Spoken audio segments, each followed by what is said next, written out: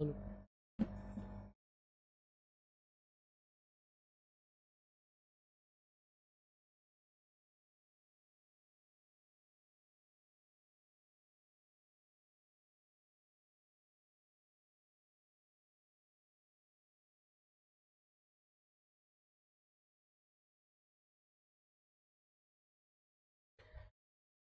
बच्चों नमस्कार। मैं अरुण सक्सेना एक बार फिर से आप सभी का स्वागत करता हूं रोजगार विद अंकित ऑफिशियल ऐप पर। आप सभी प्यारे बच्चों का एक बार फिर से हार्दिक स्वागत, हार्दिक अभिनंदन है। फटाफट से क्लास से जुड़ेंगे सभी प्यारे बच्चे।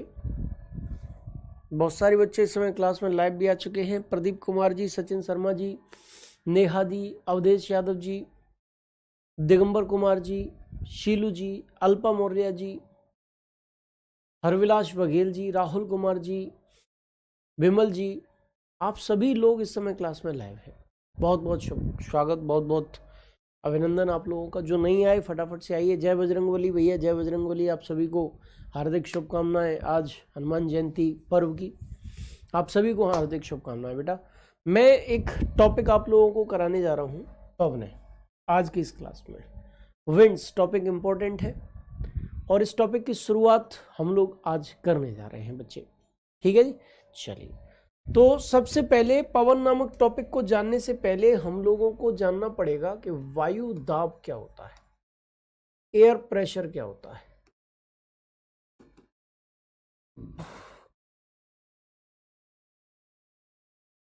एयर प्रेशर क्या होता है, वायु दाब क्या होता है, इसको हमें जानना पड़ेगा। आखिरकार किसे कहते हैं वायु दाब, आखिरकार किसे कहते हैं एयर प्रेशर। तो मेरे प्यारे बच्चे, वायु के द्वारा, हवाओं के द्वारा प्रति इकाई क्षेत्रफल पर लगाया गया बल, प्रति इकाई क्षेत्रफल पर डाला गया दबाव, इसको हम वायु दाब कहते हैं। वायु के द्वारा लगाया गया दाब, एयर के द्वारा लगाया गया प्रेशर, इसको हम वायु दाब कहते हैं, एयर प्रेशर कहते हैं बच्चे। ये इकाई क्षेत्रफल है। ये क्या है, इकाई क्षेत्रफल। ये इकाई क्षेत्रफल है। इसके ऊपर जो दबाव वायु के द्वारा, एयर के द्वारा, हवाओं के द्वारा लगाया जा रहा है, वही वायु दाब है। ठीक है जी, चलिए। तो वायु दाब आप लोगों को अच्छी तरीके से समझ में आया। वायु दाब के बाद अगर हम चर्चा करें कुछ पॉइंट्स की, तो वायु दाब को किस यंत्र में मापा जाता है, तो ध्यान रखिएगा वायु दाब को बैरोमीटर नामक यंत्र में मापा जाता है, बैरोमीटर। अब बात करेंगे कि वायु दाब की इकाई क्या होती है। क्या होती है इकाई भाई इसकी, जो इसको किस, जैसे दूध को लीटर में हम मापते हैं, दूरी को किलोमीटर में हम मापते हैं, ऐसे ही वायु दाब को किस में मापते हैं, तो मिलीबार में मापते हैं। वायु दाब को मिलीबार में हम लोग मापते हैं। किस में मापते हैं, मिलीबार में। किसको मापते हैं, वायु दाब को मापते हैं, मिलीबार में मापते हैं बच्चे। अच्छी तरीके से ये भी आप ध्यान रखिएगा कि वायु दाब को हम लोग मिलीबार में, एमबी में मेजर करते हैं, मापते हैं।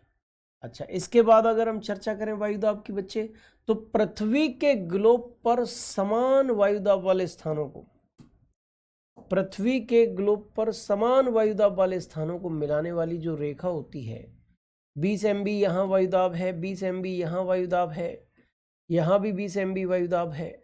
और इन तीनों प्लेसेस को मिलाने के लिए अगर मैं कोई इमेजिनरी लाइन खींचूं यहाँ पर, तो ये इमेजिनरी लाइन क्या कहलाएगी, ये इमेजिनरी लाइन कहलाएगी समदाब रेखा।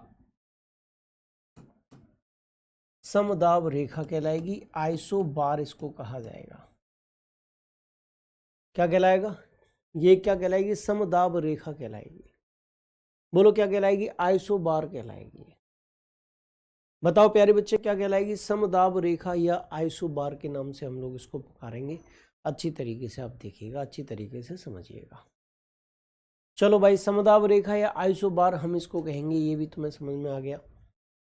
अब बात करते हैं कि पवन क्या होती है, पवनें कैसे चला करती हैं। ये तो वायुदाब की बात हो गई। वायुदाब के बारे में एक तथ्य और जान लीजिए बस। वायुदाब और तापमान में इनवर्सली यानी कि उल्टा अनुपात होता है। वायुदाब जो होता है उस स्थान पर तापमान के जस्ट व्युत्क्रमानुपाती इनवर्सली प्रोपोर्शनल होता है। ठीक है, वायुदाब एयर प्रेशर बराबर वायुदाब बराबर या इनवर्सली प्रोपोर्शनल 1/तापमान, यानी कि जस्ट उल्टा होता है वायुदाब तापमान की। अगर किसी स्थान पर वायुदाब ज्यादा है तो वहां पर तापमान अगर किसी स्थान पर तापमान ज्यादा है तो वायुदाब कम होगा। क्यों? तापमान ज्यादा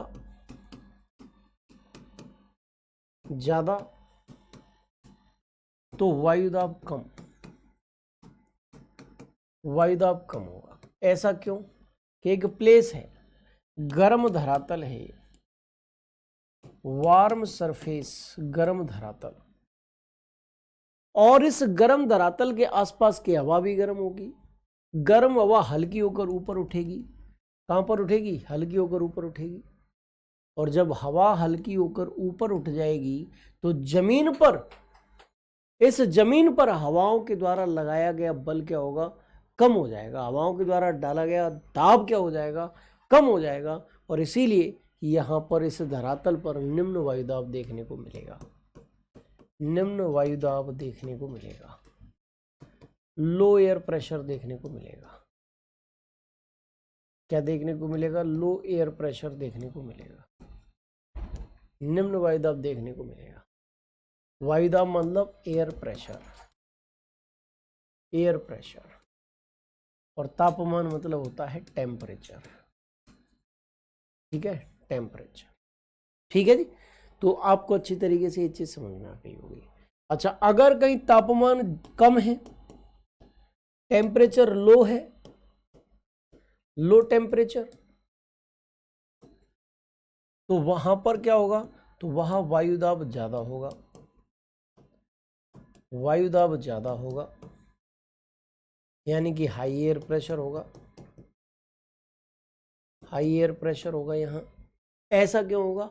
मान लो धरातल ये क्या है? धरातल ठंडा धरातल है, कोल्ड सरफेस है, ठंडा धरातल है, कोल्ड सरफेस है। क्या है बच्चे? कोल्ड सरफेस, ठंडा धरातल।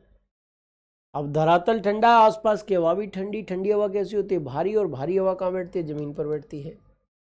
भारी हवा कहाँ बैठती है? जमीन पर बैठती है। और जब हवा जमीन पर बैठेगी तो हवा के द्वारा डाला गया बल, हवा के द्वारा लगाया गया बल, हवा के द्वारा लगाया गया दाब ज़्यादा होगा। और यही कारण है कि यहाँ उच्च वायु दाब हमको देखने को मिलेगा। उच्च वायु दाब हम लोगों को देखने को मिलेगा। हाई एयर प्रेशर हम लोगों को देखने को मिलेगा। हाई एयर प्रेशर हम लोगों को देखने को मिल जाएगा। अच्छी तरीके से ये चीज़ें समझ में आई होंगी। यानी कि तापमान के जस्ट उल्टा होता है। कौन होता है? वायुदाब होता है बच्चे। वायुदाब को हम किस इकाई में मापते हैं? यानी कि वायुदाब को बैरोमीटर नामक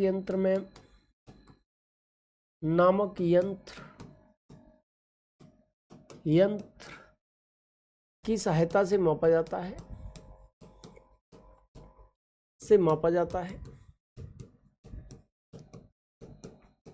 है। मिलीबार क्या है? वायुदाब की इकाई है। वायुदाब की इकाई, यूनिट ऑफ एयर प्रेशर। ठीक है जी। और ये क्या है? समदाब रेखा क्या है बच्चे? पृथ्वी के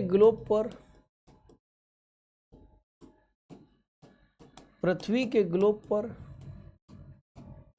समान वायुदाब वाले स्थानों को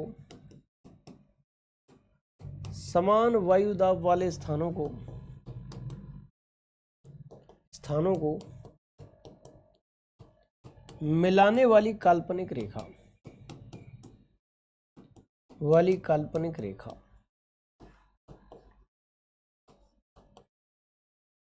imaginary line joining of the equal air pressure places on the globe of the earth is known as isobar. Millibar क्या है ये भी समझ में आ गया, बैरोमीटर क्या है ये भी समझ में आ गया। और जहां तापमान ज्यादा होगा वहां वायुदाब कम, यानी कि टेम्परेचर हाई है तो क्या होगा, लो एयर प्रेशर होगा, लो एयर प्रेशर होगा। ठीक है जी, लो एयर प्रेशर होगा। अच्छा क्लियर हो गया, समझ में आया? चलिए बढ़िया बढ़िया। अच्छा, थोड़ा लाइन और बड़ी लिखे शिवानी परमार जी। चलिए भैया, वीडियो फंस रही है। मैप कब पढ़ाएंगे? मैप पढ़ाएंगे बेटा बहुत जल्द। ठीक है, रिकॉर्डेड क्लास है क्या? रिकॉर्डेड क्लास नहीं है संजय तिवारी जी, ये लाइव क्लास है। ठीक है, चलिए बहुत बढ़िया। तो अब इस प्रकार से इन चीजों को आप नोट कर लीजिए, इसको भी नोट कर लीजिए। हवाओं के द्वारा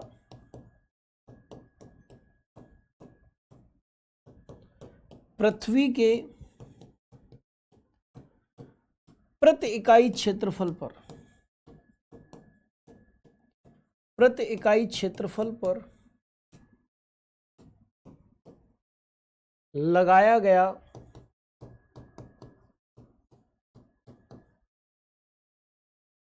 बल ऑब्लिक दाब, वायु दाब, एयर प्रेशर कहलाता है।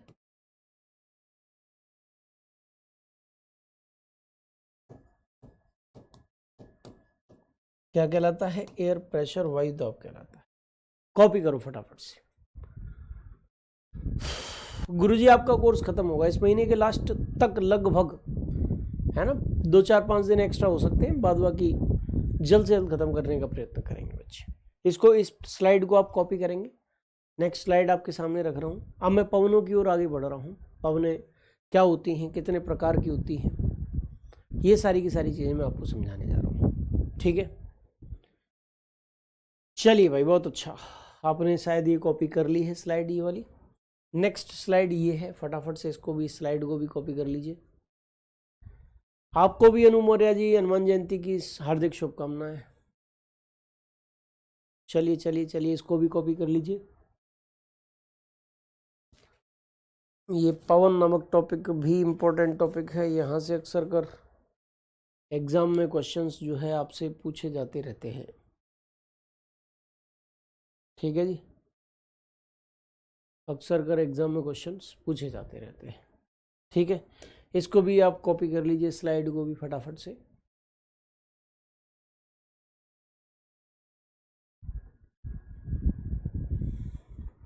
पचास किलोमीटर ऊपर वायुयान उड़ने पर दिखाई देता है, लेकिन हमें जमीन पर नयन कोण की वजह से 50 किलोमीटर जमीन इतना बड़ा नयन कोण बढ़ा देती है कि वो हमें दिखता ही नहीं है। और 50 किलोमीटर ऊपर वायुयान उड़ रहा हो तो हमारी जो दृश्य क्षमता है उसमें वो आता है, इसलिए दिखता है। राम स्नेही कुशवाहा जी, वैसे ये फिजिक्स का सवाल है पर फिर भी मैंने बताने का प्रयत्न किया है। ठीक है, चलिए चलिए चलिए चलिए, बहुत बढ़िया, ये हो गया आपका। अब बात करेंगे पवन की। पवन क्या कहते, किसे कहते हैं पवन? पवन अंग्रेजी में पवन को कहते हैं विंड। होती क्या है पवन, क्या होती है विंड? देखिए, पवन क्षैतिज रूप से गतिशील हवाओं को पवन कहा जाता है। जो हवाएं क्षैतिज रूप से चल रही हैं, जमीन के सहारे सहारे चल रही हैं। ये धरातल है, सरफेस है। क्या है? सरफेस। तो इस सरफेस के सहारे चल रही हैं, चाहे ऐसे चल रही हों, चाहे फिर ऐसे चल रही हों, कैसे भी चल रही हों, सरफेस के साथ साथ चल रही हो, धरातल के साथ साथ चल रही हो, उन्हें पवन कहा जाता है। क्षैतिज रूप से गतिशील हवा पवन कहलाती है। क्षैतिज रूप से गतिशील हवा, गतिशील हवा पवन कहलाती है।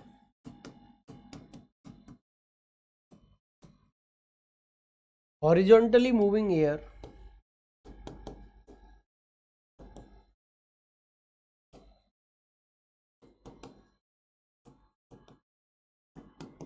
Is known as wind. क्षैतिज रूप से गतिशील हवा जो है उसे हम पवन के रूप में जानते हैं, उसे पवन कहते हैं, है ना। क्षैतिज रूप से चल रही हो, जमीन के सहारे सारे चल रही हो, चाहे इस प्रकार से चल रही हो चाहे ऐसे चल रही हो, कैसे भी चल रही हो, क्षैतिज रूप से गतिशील होनी चाहिए बस। हवाएं चलती कब है, पवनें चलती कब है? पवनें जब चलती हैं जब मान लीजिए ये एक धरातल है, धरातल पर इस जगह उच्च वायुदाब है, हाई एयर प्रेशर है, उच्च वायुदाब, high air pressure, high air pressure, high air pressure, उच्च वायुदाब, हाई एयर प्रेशर, ठीक है। और यहां पर निम्न वायुदाब है, इस जगह पर निम्न वायुदाब, लो एयर प्रेशर, लो एयर प्रेशर यहां पर है, यहां निम्न वायुदाब है, ठीक है। हवाएं पवनें हमेशा कैसे चलती हैं? उच्च वायुदाब से निम्न वायुदाब की ओर चलती हैं, है। ये क्षैतिज रूप से गतिशील हवा होगी, इसी को हम क्या कहेंगे? इसी को पवन कहेंगे, इसी को हम क्या कहेंगे? विंड कहेंगे। तो पवनें हमेशा उच्च वायुदाब क्षेत्र से निम्न वायुदाब क्षेत्र की ओर गतिशील होती हैं। विंड्स ऑलवेज फ्लो करती हैं हाई प्रेशर एरिया से लो प्रेशर एरिया की ओर। पवनें हमेशा, पवनें या विंड्स हमेशा उच्च वायुदाब क्षेत्र से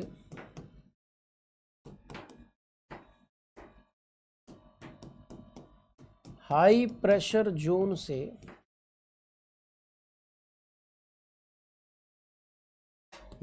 से निम्न वायुदाब क्षेत्र,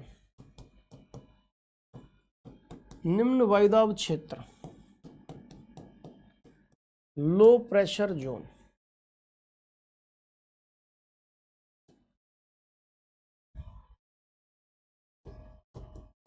की तरफ प्रवाहित होती हैं। उच्च वायुदाब क्षेत्र से निम्न वायुदाब क्षेत्र की ओर पवनें जो है वो हमेशा प्रवाहित होती हैं। ये भी आप अच्छी तरीके से देख लीजिए। हाई एयर प्रेशर जोन से लो एयर प्रेशर जोन की ओर। आज पीडीएफ कहाँ है आपका? आज थोड़ी ना डलेगा, अभी क्लास तो अभी चल रही है, इसके 3-4 घंटे बाद डलेगा, ठीक है जी। हाँ सर, आपका कोर्स, आपकी क्लास करने के बाद मेरा दिल खुश हो जाता है। बहुत बढ़िया, बहुत बढ़िया, वेरी गुड सर। आपकी कमेंट में नहीं पढ़ पाता सर। अरे मैं कमेंट करता ही कहाँ हूँ पवनपाल जी? जो तुम पढ़ नहीं पाते, मैं तो कमेंट्स का जवाब देता हूँ, कमेंट्स तो तुम करते हो, हैं? कॉपी करो फटाफट से इसको। जिसने अभी भी कॉपी नहीं किया है उस बच्चे से अपील है फटाफट से कॉपी करें। आगे बढ़ेंगे, अब हम आपको आगे लेकर चलेंगे। आज पीडीएफ कहाँ है आपका? सर जी हवा कभी घूम घूम कर क्यों चलती है? टकरा आती होगी ना, जैसे अब हवा चल रही है, बीच दीवार आ गई तो दीवार से टकरा के लौटेगी तो टकरा जाती होगी। माध्यम होगा कोई टकराने वाला, इसलिए टकरा कर लौटती होगी भाई, ठीक है। चलिए बहुत अच्छा। अब बात करेंगे कि पवनों को जो सीधी चल रही हो, एक कहावत आपने सुनी है ना कि नायक नहीं खलनायक हूं मैं, जुल्मी बड़ा दुखदायक हूं मैं भी शराफत से जीता मगर मुझको शरीफों से लगता था डर। सबको पता था मैं कमजोर हूं, हाँ इसलिए आज कुछ और हूं, नायक नहीं खलनायक हूं। ये खलनायक मूवी का एक गाना है, सॉन्ग है, बड़ा दर्द भरा गाना है। मैं भी शराफत से जीता मगर मुझको शरीफों से लगता था डर। सबको पता था मैं कमजोर हूँ, हाँ इसलिए आज कुछ और हूँ। नायक नहीं खलनायक हूँ मैं। क्या मेरा गाना गाने की इच्छा कर रही है? क्या संजय दत्त ने मुझे कुछ पैसे दे दिए प्रचार करने के लिए? नहीं। ये गाना क्यों गा रहा हूं? क्योंकि यहाँ पवनों के मार्ग में भी एक खलनायक है। उस खलनायक को हमेशा हमेशा के लिए याद कराने के लिए ये मैं गाना गा रहा हूँ। जैसे जब भी तुम पवन पढ़ो, जब भी तुम धारा पढ़ो, तुम्हें वो गाना याद आया है। एक खलनायक है वे। क्या खलनायक? क्या है खलनायक? कोरियोलिस पल। जैसे उस पिक्चर में वो बेचारा बहुत सीधा साधा आदमी था, बहुत सीधा साधा। उसे समाज के दुष्टों ने सीधा चलने नहीं दिया। ऐसे ही पवने धाराएं जब सीधी चल रही हो तो एक हवा है। क्या है बच्चे? एक हवा। और उस हवे का नाम क्या है? उस हवे का नाम है कोरियोलिस पल। बोलो क्या नाम है? उस हवे का नाम है कोरियोलिस पल। कोरियोलिस फोर्स उस हवे का नाम है। बताओ क्या नाम है? कोरियोलिस पल नाम है। उत्तरी गोलार्ध किसे कहते हैं? 0 डिग्री से ऊपर वाला पृथ्वी का आधा गोला, ये उत्तरी गोलार्ध है। ये नीचे दक्षिणी गोलार्ध है। उत्तरी गोलार्ध में हवा सीधी चल रही हो तो अपने दाहिनी ओर मोड़ देता है। कौन? कोरियोलिस पल। उत्तरी गोलार्ध में हवा ऐसे चल रही हो तो दायां हाथ इधर, और उत्तरी गोलार्ध में हवा ऐसे चलेगी तो दायां हाथ किधर होगा? इधर होगा। अब बात करेंगे दक्षिणी गोलार्ध में। है दक्षिणी गोलार्ध में जब हवा चलती है तो कोरियोलिस बल उसे बाईं ओर मोड़ देता है। और दक्षिणी गोलार्ध में हवा ऐसे चलती है तो कोरियोलिस बल उसे ऐसे मोड़ देता है। यानी कि कोरियोलिस बल नामक एक हवा होता है जो पवनों को सीधे नहीं चलने देता। कोरियोलिस बल उत्तरी गोलार्ध में हवाओं को अपने दाहिनी ओर और दक्षिणी गोलार्ध में हवाओं को अपने बाईं ओर मोड़ देता है। ठीक है जी। कोरियोलिस बल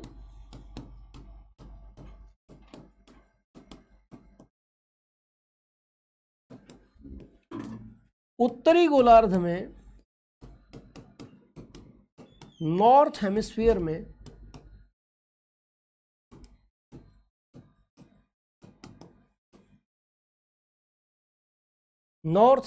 में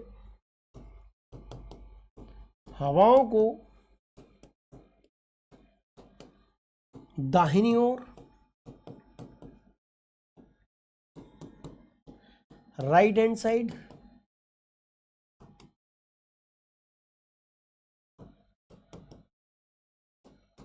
तथा दक्षिणी गोलार्ध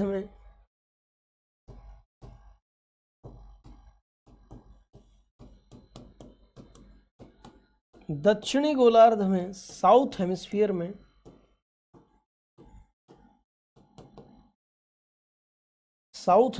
में अपने बाईं ओर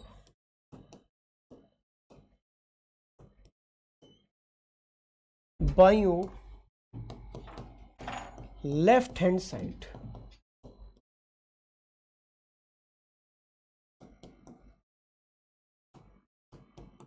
मोड़ देता है। उत्तरी गोलार्ध में अपने दाहिनी ओर और दक्षिणी गोलार्ध में अपने बाईं ओर मोड़ देता है। कौन मोड़ देता है? कोरियोलिस बल, कोरियोलिस फोर्स मोड़ देता है। कॉपी करिए फटाफट से। अब बात करेंगे पवनें कितने प्रकार की, उनकी चर्चा करेंगे। दिल खुश हो गया? Once more. गजब गुरुजी, एक नंबर। अच्छा क्या गजब गाना गाया है। गाना गा के तुम्हें हमेशा याद करा दिया, हमेशा हमेशा के लिए। ठीक है जी बच्चे, चलो बहुत बढ़िया। देखो बेटा, पवन और हवा में क्या अंतर है? हवा क्या है? गैसों का मिश्रण हवा कहलाता है। और हवा जब क्षैतिज रूप से गतिशील होती है तो उसे पवन कहते हैं। यही अंतर है भाई राजू चौहान जी। पवन क्या है? हवा ही है, लेकिन जब वो क्षैतिज रूप से गतिशील होगी तब उसे पवन कहेंगे। राजू भाई तुम्हें तुम्हारा जवाब, प्रश्न का जवाब मिल गया। सर जी हम हवा में हम सब क्यों नहीं उड़ते? क्योंकि गुरुत्वाकर्षण बल के कारण तुम बंधे हुए हो पृथ्वी पर, इसलिए नहीं उड़ते हो। ठीक है बच्चे? हाँ, एक ही जगह हवा घुमाना बिंदु सर है, मेरी समझ नहीं आ रही। वरुण कुमार जी क्या कह रहे हो तुम? वीडियो को लो क्वालिटी में छाया करें, क्योंकि हम कितना भी लो कर लें पर HD ही दिखाता है, डाटा खत्म हो जाता है। पवन पाल जी ठीक है जी भाई, ठीक है। बिजली कैसे चमकती है? रे तुम फिजिक्स मुझसे ही पढ़ लोगे क्या? फिजिक्स वाले मास्टर साहब के लिए कुछ छोड़ दो, उनसे पूछो ना, फिजिक्स वाले सर से। भाई फिजिक्स ही चीज़ें मुझसे ही पूछोगे, कल तुम मैथ्स की पूछोगे, परसों रीजनिंग की पूछोगे, एक बार फिर गाड़ दूंगा ना। है अरे बेटा वो तो समझाने के लिए गाया था, कोई नया पॉइंट आया ऐसा गाने वाला तो फिर नया गा दूंगा। बना के लाता हूँ ये भी तुम्हें खुश करने के लिए, पॉइंट है। चलिए बहुत अच्छा। अब पवन के प्रकार बच्चे, पवन कितने प्रकार की होती है? पवन के प्रकार, टाइप्स ऑफ विंड्स,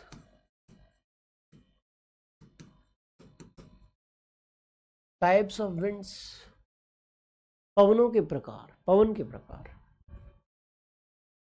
क्या होती हैं? पवनें कितने प्रकार की होती है? पवनें 3 प्रकार की होती है। पवनें सामान्यतः 3 प्रकार की होती है, 3 प्रकार की होती है।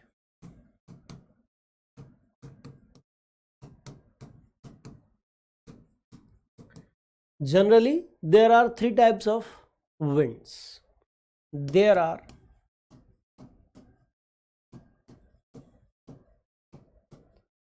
3 types of winds.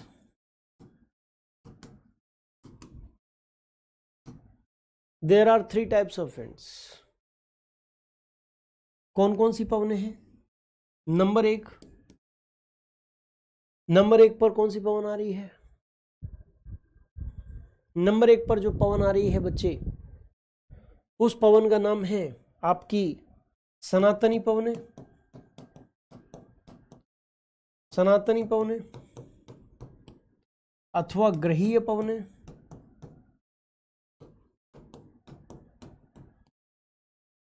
अथवा अंग्रेजी में इसको हम क्या कहते हैं? Terrestrial winds.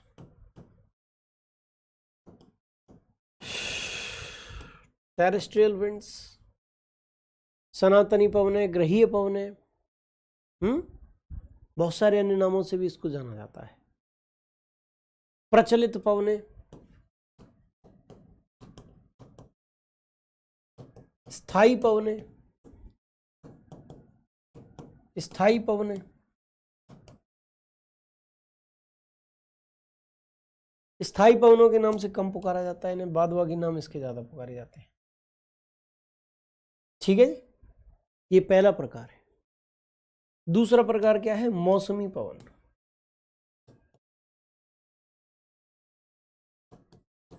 Seasonal winds.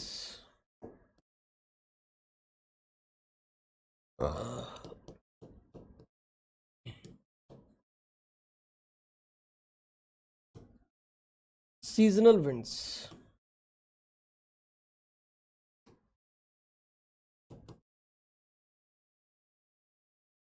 और तीसरा प्रकार क्या है? मौसमी पवनें, सनातनी पवनें, और पवनों का तीसरा प्रकार क्या है? वो है स्थानीय पवन। स्थानीय पवनें, लोकल विंड्स।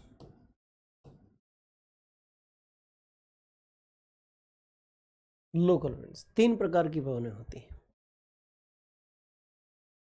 ठीक है जी, सबसे पहले हम चर्चा करेंगे सनातनी पवनें क्या होती हैं। ये कॉपी करो पहले तो आप फटाफट से, पवनों के ये 3 प्रकार मैंने बताए उनको कॉपी कर लो। ठीक है, व्यापारिक पवनें क्या होती है? मैं बता रहा हूँ बेटा, आ रहा हूँ सुंदरम जी, आ रहा हूँ, सारी चीजों पर आ रहा हूँ, पवनों की ओर हम चर्चा कर रहे हैं। और सबसे इंपॉर्टेंट पवन आपके लिए है लोकल विंड्स। ये सबसे इंपॉर्टेंट है, यहां से क्वेश्चंस आपसे पूछे जा सकते हैं, ज्यादा कुछ नहीं पूछेगा। पवनों की प्रकृति और वो जहां बहती हैं वो स्थान, बस इतना कर लो काफी है। फेरल का नियम है बेटा, और फेरल के नियम के अनुसार जो बल हवाओं को अपने दाहिनी और बाईं ओर मोड़ता है उसे कोरियोलिस बल कहते हैं बेटा। हरिश्चंद्र आर्य जी। व्यापारिक पवन क्या होती है अभी आने वाला हूं बेटा। 1 नंबर सॉन्ग, मजा आ गया, बहुत अच्छी बात है। गर्मी में हवा तेज क्यों चलने लगती है? क्योंकि गर्मी में वायुदाब में अंतर ज्यादा होता है दो स्थानों के बीच, इसलिए ज्यादा चलती है। आपके सामने सिंगर फेल हैं, बहुत बहुत धन्यवाद। एक और बार गाना गाइए। नहीं नहीं अब नहीं। चलो भाई, ये उतार लिया होगा आपने। सनातनी पवन है,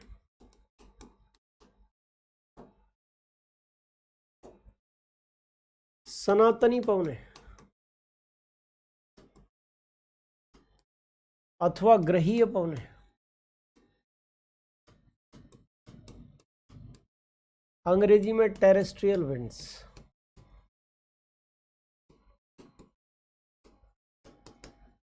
इसको हम कहते हैं, इनको हम कहते हैं टेरेस्ट्रियल विंड्स कहते हैं इनको।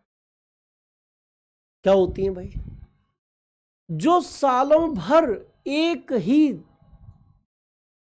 दिशा तथा मार्ग का अनुसरण करती हैं वे पवने, ग्रहीय पवन, सनातनी पवने, उनको कहा जाता है। ठीक है जी। वे पवने जो सालों भर ऑल आउट द ईयर है, सालों भर एक ही दिशा, डायरेक्शन तथा मार्ग यानी पाथ का अनुसरण करती हैं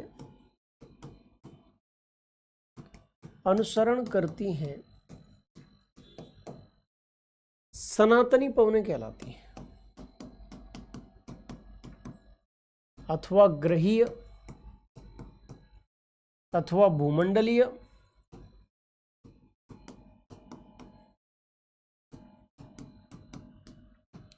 पवन कहलाती है।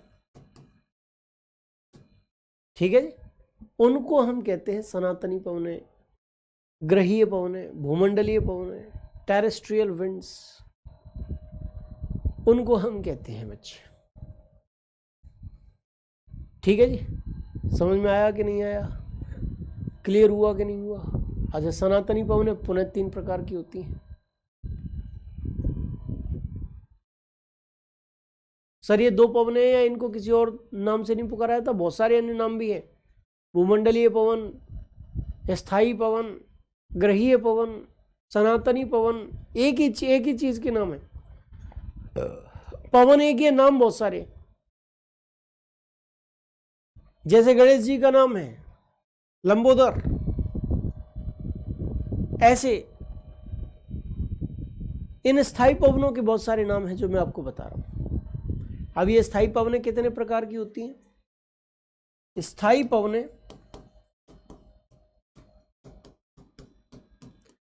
3 प्रकार की होती हैं। 3 प्रकार की होती हैं।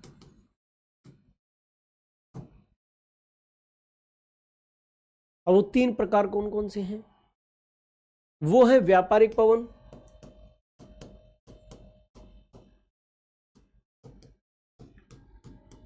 Trade winds,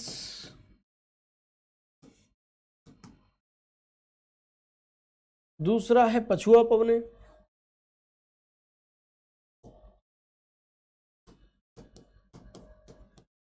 westerlies,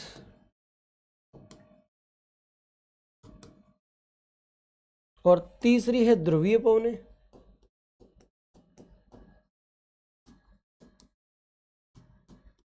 polar winds.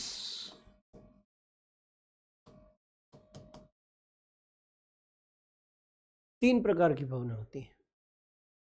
सनातनी पवनें 3 प्रकार की होती हैं। अभी व्यापारिक पवन के बारे में पूछ रहा था भाई।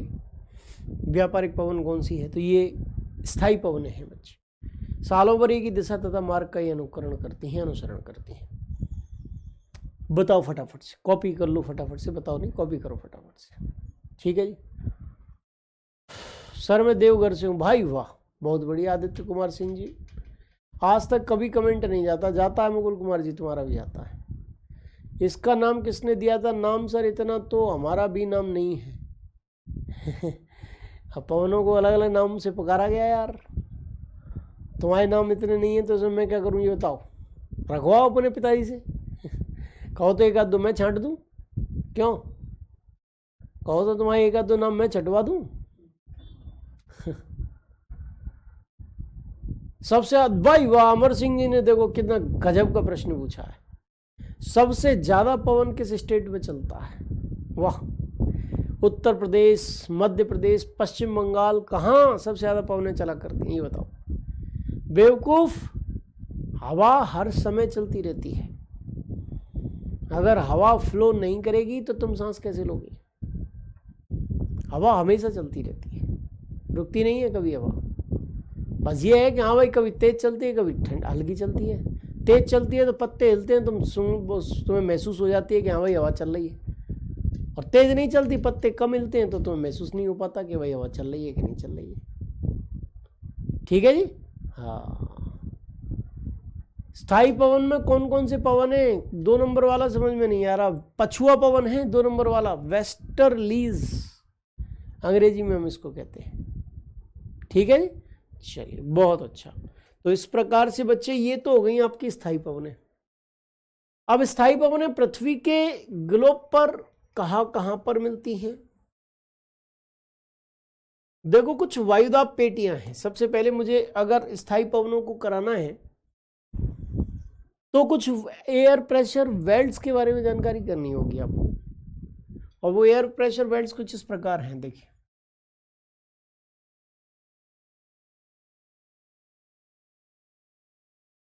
ये 10 डिग्री नॉर्थ से लेकर 10 डिग्री साउथ के बीच का इलाका है।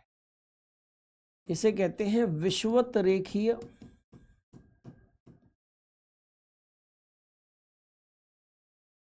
निम्न वायुदाब पेटी।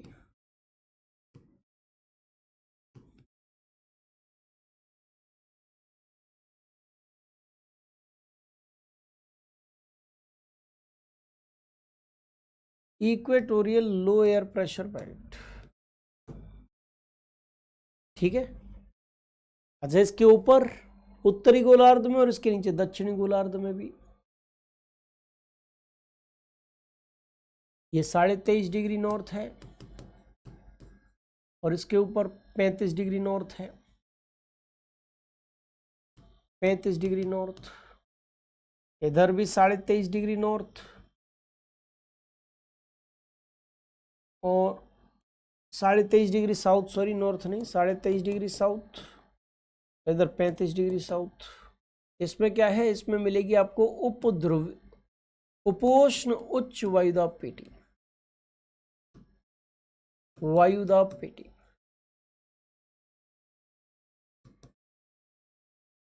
सब tropical high air pressure belt. ठीक है, यहां भी उपोष्ण उच्च वायुदाब पेटी।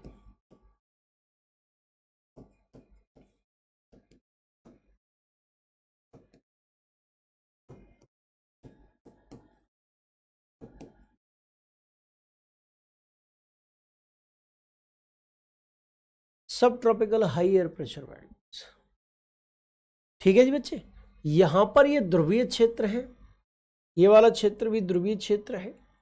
यहां ध्रुवीय उच्च वायुदाब पेटी है, ध्रुवीय उच्च वायुदाब पेटी।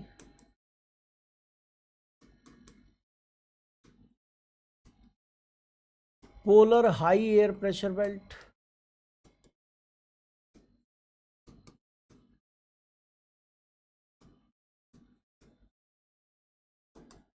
और यहां भी ध्रुवीय उच्च वायुदाब पेटी।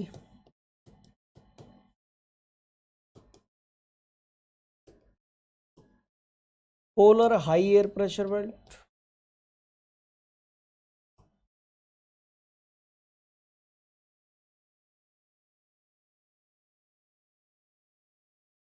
Polar high air pressure belt, और बीच में एक वायुदाब पेटी और है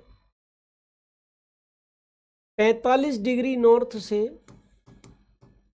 66.5 डिग्री नॉर्थ के बीच। यह है उपध्रुवीय निम्न वायुदाब पेटी।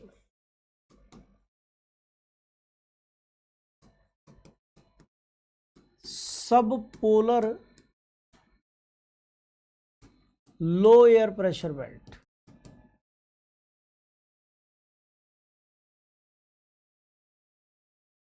ठीक है जी। यहां पर बीच में एक और पेटी है उपध्रुवीय,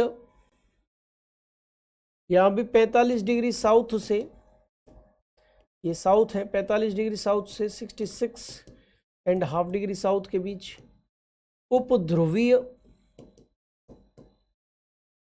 निम्न वायुदाब पेटी।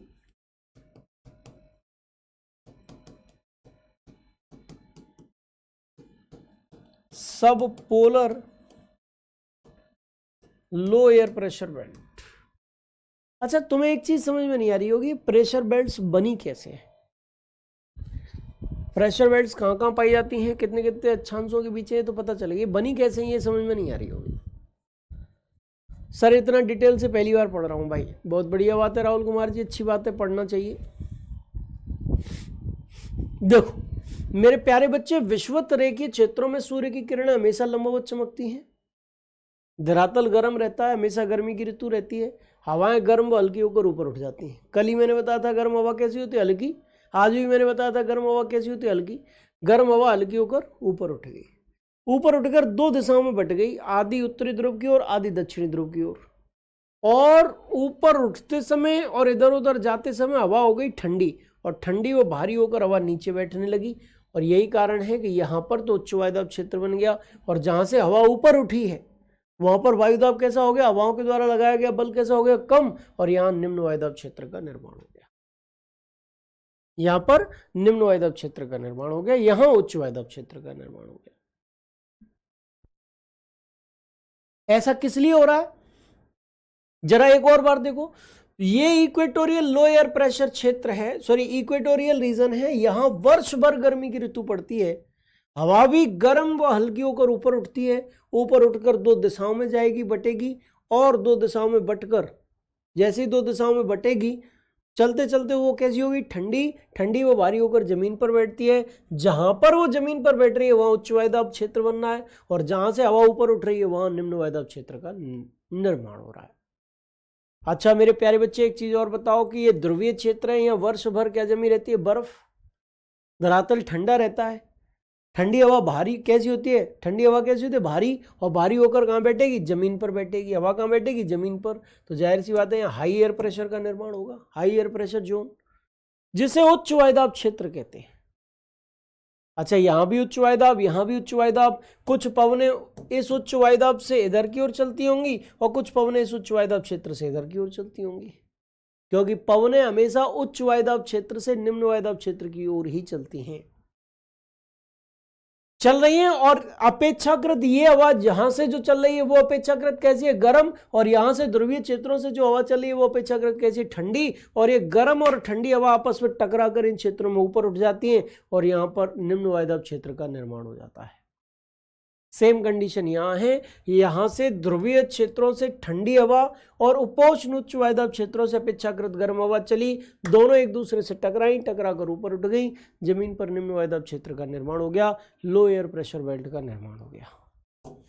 किसका निर्माण हो गया, लो एयर प्रेशर बेल्ट का फॉर्मेशन हो गई, निर्माण हो गया बच्चे। अच्छी तरीके से आप देख लीजिए, लो एयर प्रेशर बेल्ट का निर्माण हो गया। क्लियर है कि नहीं है? अच्छे तरीके से आप इस चीज को देख लीजिए, समझ लीजिए। अब बस पवनें चलनी है, बहुत सरल है यार। पवनें हमेशा उच्च वायुदाब क्षेत्र से निम्न वायुदाब क्षेत्र की ओर चलेंगी, और कोरियोलिस बल उनको उत्तरी गोलार्ध में अपने दाहिनी ओर ऐसे चल रही होंगी तो दाहिना हाथ इधर, ऐसे चल रही होंगी तो दाहिना हाथ इधर। दक्षिणी गोलार्ध में अपने बाईं ओर ऐसे चल रही होंगी तो बायां हाथ इधर होगा, ऐसे चल रही होंगी तो बायां हाथ इधर होगा, इनमें मोड़ देगा। ठीक है जी।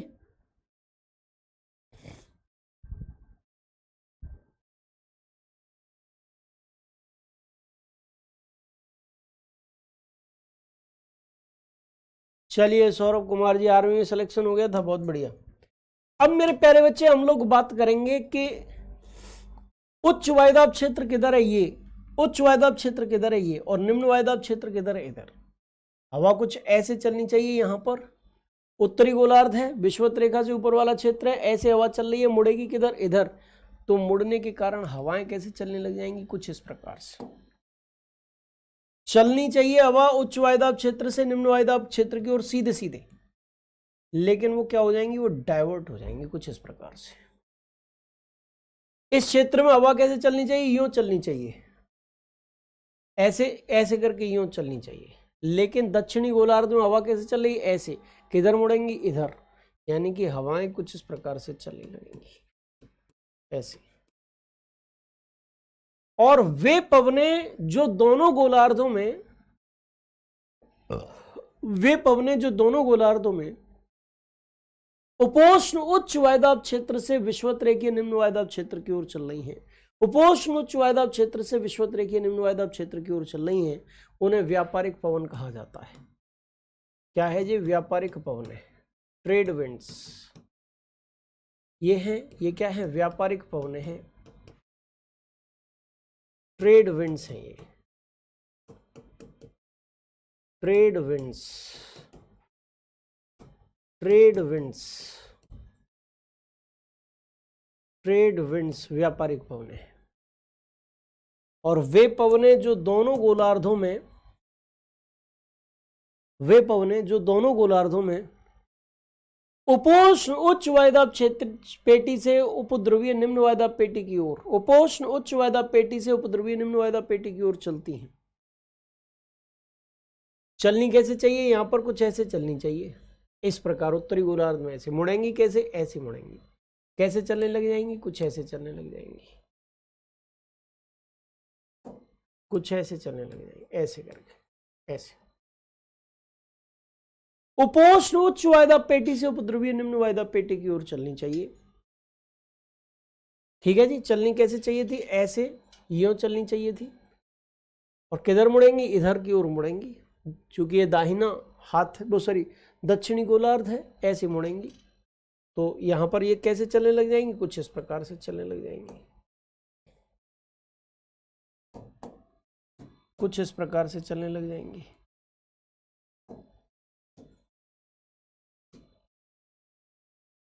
ऐसे करके चलने लग जाएंगे, ऐसे करके।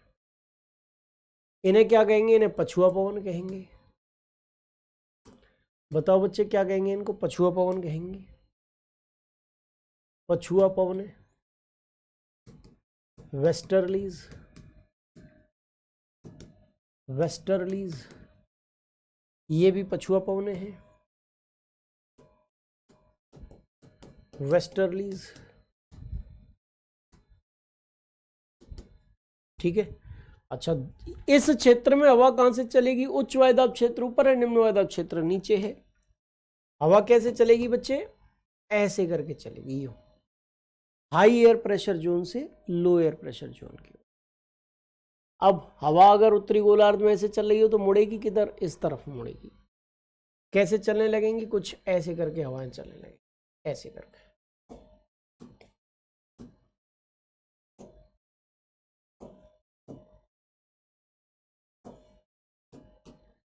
देखो ऐसे करके चलने लगेंगी हवा। इनको हम क्या कहेंगे, इन्हें ध्रुवीय पवन कहेंगे, ध्रुवीय पवन है, पोलर विंड्स, पोलर विंड्स इनको कहेंगे। इधर उच्च वायुदाब क्षेत्र से निम्न वायुदाब क्षेत्र की ओर ऐसे पवन चलेगी, ऐसे करके। और किस दिशा में उनको मुड़ना चाहिए, कुछ इस दिशा में मुड़ना चाहिए, बायां हाथ इधर है। पवनें कैसे चलने लग जाएंगी, कुछ इस प्रकार से चलने लग जाएंगी, ऐसे करके।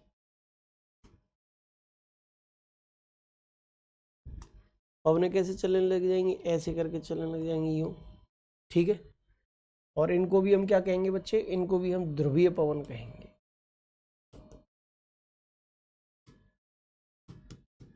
पोलर विंड्स, पोलर विंड्स इनको हम कहेंगे बच्चे। ठीक है जी, ध्रुवीय पवनें, पोलर विंड्स, ऐसे करके चलिए।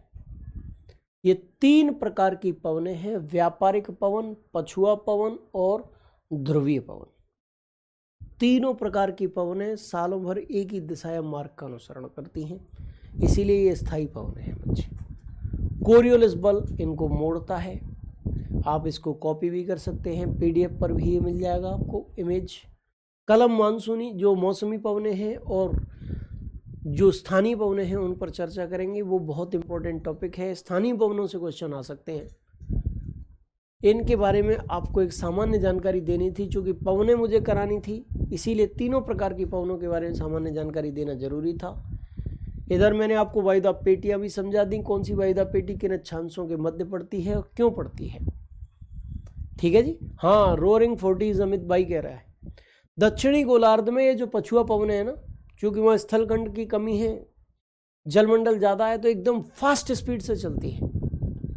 नाविकों ने दक्षिणी गोलार्ध में पछुआ पवनों को 40 डिग्री अक्षांश के पास गरजती 40, 50 डिग्री अक्षांश के पास भयंकर 50 और 60 डिग्री अक्षांश के पास चीखता 60, रोअरिंग 40s, फ्यूरियस 50s और श्रीकिंग 60s, ये नाम दिए हैं। ठीक है जी। अब यहाँ से आगे कल मुलाकात होगी, आगे बढ़ेंगे। तब तक के लिए जय हिंद, जय भारत, जय महाकाल।